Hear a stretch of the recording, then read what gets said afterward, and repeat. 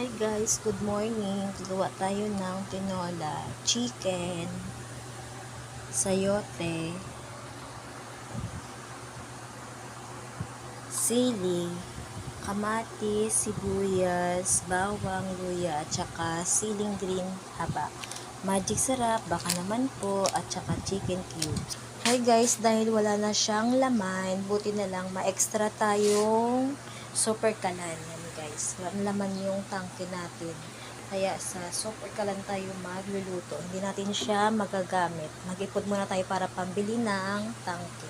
Guys, umaandar na yung super kalan natin. Kaya maglalagay na tayo ng guys, ginisa ko na yung bawang. Yan guys, nilagay ko na lahat.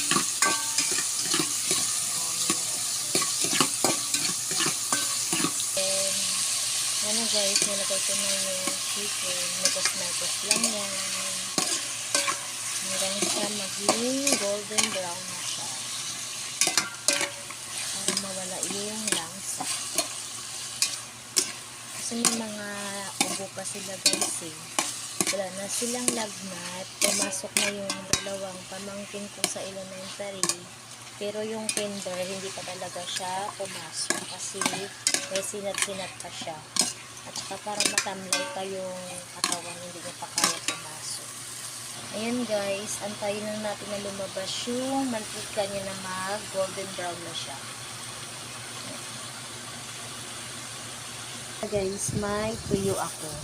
Kaya magigisa din ako ng tuyo mamaya pagkatapos ko magluto ng tinola. Yan guys, nilagyan ko siya ng toyo para may lasa-lasa siya guys. Ganyan ako magluto ng tinola. Kayo ba guys, nalalagay din kayo ng konting toyo sa manok. Yan guys, dahil okay na siya, maglalagay tayo ng tubig.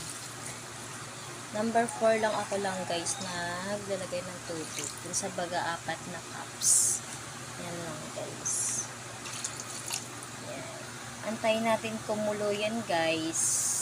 Tapos lalagay natin yung kanyang mga ingredients.